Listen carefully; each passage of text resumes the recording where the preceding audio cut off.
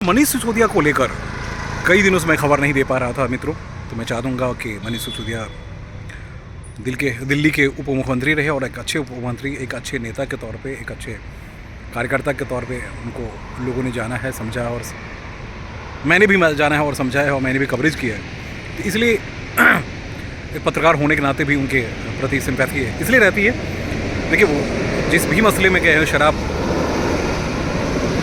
के नियम बनाने के मसले पे ही गए हैं, लेकिन उन्होंने साइन किया, कारनामे किसी और ने किए, खजाने किसी और ने चुराए, पैसे कहीं और गया, पार्टी उससे जीतती है, उसके बाद पार्टी जीत कर आती है और प्रदेश में मुख्यमंत्री बनाती है, लेकिन खामियाजा किसको भुगतना पड़ता है? तो वो मनीष सिसोदिया है। बहरहाल, तो इसलिए मनीष सिसोदिया शहीद हुए, और केजरीवाल के बारे में ये कहा जाता है कि ज़रूर किसी न किसी को शहीद करके ही आगे बढ़ते हैं।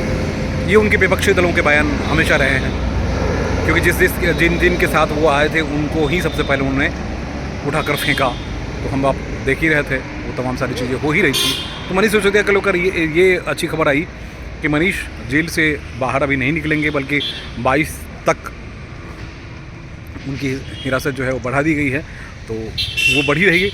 लेकिन ये है कि इस बीच में अपनी पत्नी से वो मिल सकते हैं, पत्नी उनकी बीमार हैं, हम आप बहुत अच्छी तरह जानते हैं, उनको लेकर अच्छी बात रही। सुप्रीम कोर्ट में एक दलील और दी गई है, सुप्रीम कोर्ट में ये बात ज़रूर कही है कि उनके क्यूरेटिव पिटिशन को सुनने के बाद हुई है। तो देखना दिलचस्प ये होगा कि मनीष जी को ये राहत मिल पाती है, और अगर सुनवाई हो जाती है तो बहुत बड़ी बात है। अब उनको बेल के लिए जो अभी सुनवाई होनी है वो भी समय तय कर दिया गया है। तो मनीष जी को लेकर एक अच्छी खबर ये है, मनीष जी के जो दर्शक हैं या चाहने वाले हैं या उनके अपने लोग जो कार्यकर्ता हैं, उनमें थोड़ी सी उम्मीद उनकी बढ़ गई है कि शायद फिर से सुप्रीम कोर्ट क्यूरेटिव पिटिशन को सुन ले, क्योंकि पिछली बार उन्होंने अपने जजमेंट में साफ साफ कहा था कि अभी इस मौके पे उनको हम बाहर नहीं निकाल सकते। उसके बाद फिर से रिव्यू पिटिशन डाली गई थी, अब फिर क्यूरेटिव पिटिशन डाली गई है, सीजीआई के कोर्ट में डाली गई है। तो ये कहा जाए कि सीजीआई सुनने को तैयार हो गए हैं, अब से बाकी भी सीजीआई सुनते हैं और उसके बाद उनको राहत देते हैं, ये कह पाना मुश्किल है। लेकिन एक बात तो ज़रूर कह सकते हैं कि थोड़ी देर के लिए उनकी राहत बढ़ी है।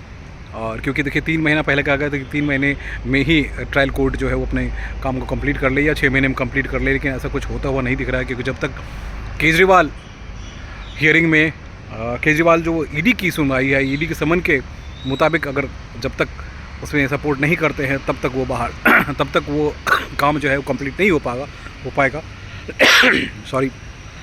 और तब तक ईडी भी अपनी चार्जशीट जो है वो कंप्लीट नहीं कर पाएगी, जांच पूरी कंप्लीट नहीं कर पाएगी। तो एक पहलू वो भी है।